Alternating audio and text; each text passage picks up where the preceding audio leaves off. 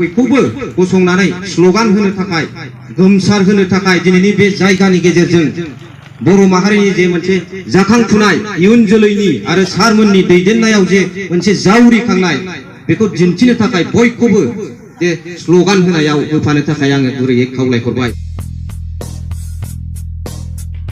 जाय स्ल'गान आरो इन्ट्र' भिडिअ'खौ नोंथांमोना बे भिडिअ'नि गेजेरजों नुनो मोनदों, बियो क'क्राझार जिल्ला बर' माहारि फरायसा आफाद, that means Kokrajhar district committee बनसुनि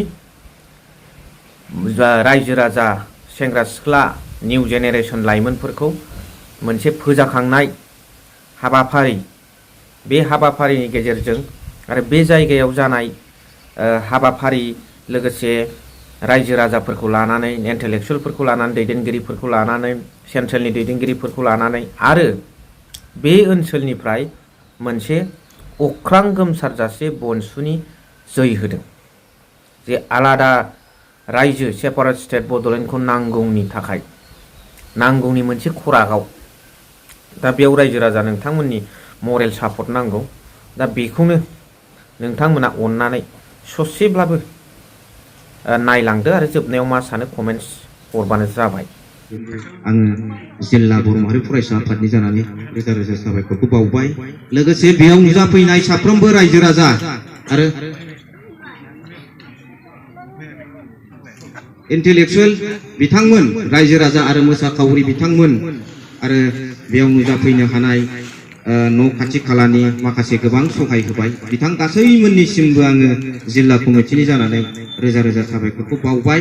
आरो जोबनायाव मोनसे आर'ज, बयखौबो गसंनानै स्ल'गान होनो थाखाय गोमसार होनो थाखाय दिनैनि बे जायगानि गेजेरजों बर' माहारिनि जे मोनसे जाखांफुनाय इयुन जोलैनि आरो सारमोननि दैदेननायाव जे मोनसे जावरिखांनाय बेखौ दिन्थिनो थाखाय बयखौबो जे स्ल'गान होनायाव होफानो थाखाय आङो गुरैयै खावलायहरबाय। बयखौबो सिखारनानै स्ल'गान होनायाव होफानो थाखाय बयखौबो खावलायहरनाय जाबाय, सारमोनखौबो खावलायहरनाय जाबाय गासैखौबो। ओरै सिगां सारियाव फैदो।